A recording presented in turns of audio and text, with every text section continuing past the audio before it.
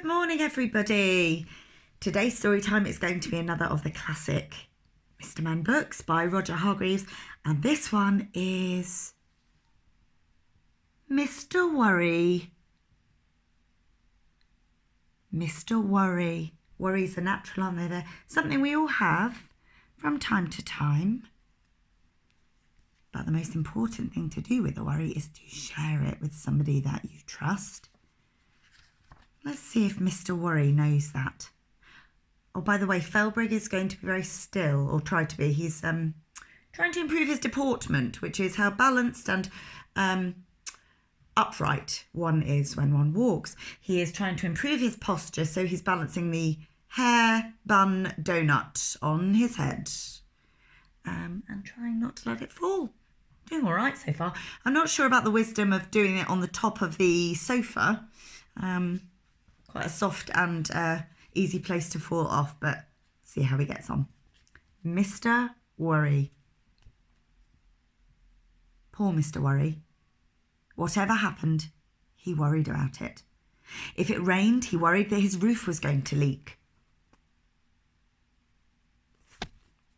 If it didn't rain, he worried that all the plants in his garden were going to die.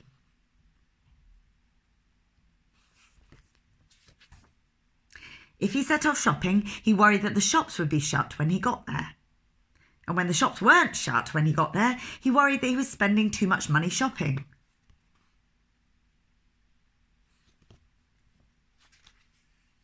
And when he got home with his shopping, he worried that he'd left something behind, or that something had fallen out of his basket on the way home. And when he got home and discovered that he hadn't left anything behind and that nothing had fallen out of his basket on the way home, he worried that he'd bought too much. And then he just worried about where to put it all. Life was just one long worry for poor Mr. Worry. One day, he went for a walk. He was worried that he might walk too far and not be able to get home. But on the other hand, he was worried that if he didn't walk far enough, he wouldn't get enough exercise. He hurried along worrying. Or you could say, he worried along hurrying. He met Mr. Bump. "I'm very worried about you," he said. "Why's that?" asked Mr. Bump. "I'm worried that one of these days you might hurt yourself," he said. "Don't you worry your head about that," replied Mr. Bump, and went off, tripping over his own feet. Looks like he's going to go tumbling, doesn't it? Mr. Worry went on. He met Mr. Noisy. "I'm very worried about you," he said. "Why's that?" asked Mr. Noisy. "I'm worried that you might lose your voice," said Mr. Worry. "Don't you worry your head about that," said Mr. Noisy, and went off. Clump, clump, clump, went his noisy feet. Mr. Worry went on. Oh dear, look at the worm's reaction to the noise. He met Mr. Greedy. "I'm very worried about you," he said.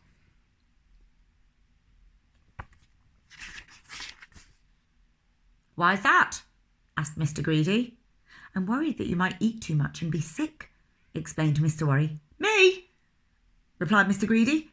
"Eat too much? Impossible!" and went off for lunch. Mr. Worry went on.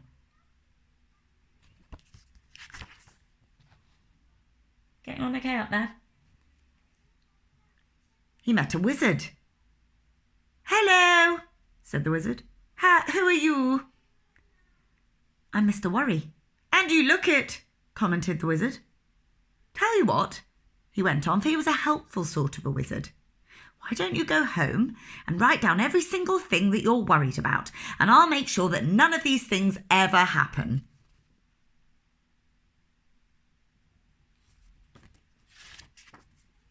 He smiled.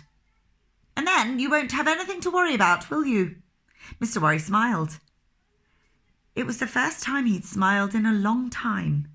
In fact, it was the first time he'd smiled that year. He hurried home in great excitement.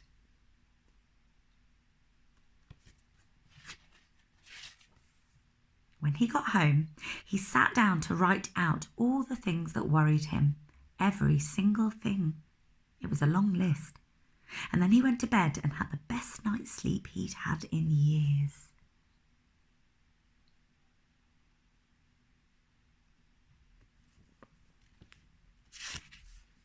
The following morning, the wizard came round to collect Mr. Worry's list. "My goodness me," he said when he saw the size of it. "Wow, that's a long list, isn't it?" "However," the wizard said, "leave it to me. I'll go off and make sure that none of these things ever happen." And off he went. "Nothing to worry about now," he called over his shoulder. "Nothing at all." Mr. Worry heaved a sigh of relief.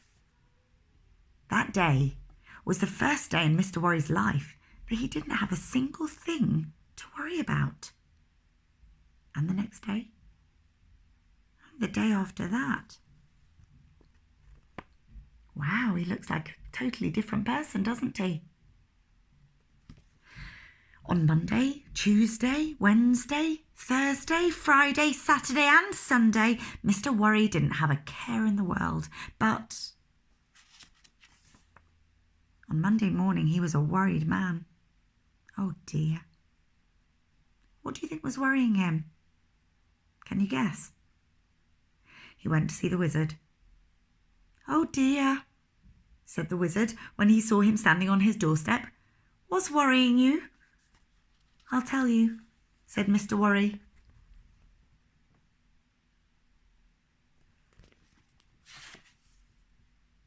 "I'm worried because I don't have anything to worry about." And he went home to worry about not having anything to worry about. The end. So poor Mr. Worry cannot help himself from worrying, can he? He can't seem to help himself. It is, of course, his name and what he does, but we don't have to be like Mr. Worry, do we? Natural to have concerns and have worries and have questions, but what do I tell you at school, children? And what do the other adults tell you? The most important thing to do with a worry is to share it with somebody you trust, someone you trust who cares about you and who you know and who can help you with that worry. Just telling someone is a really helpful thing for you to start to feel better, start to feel more comfortable, start to worry less. It's part of being human to have worries, but share it with someone you trust.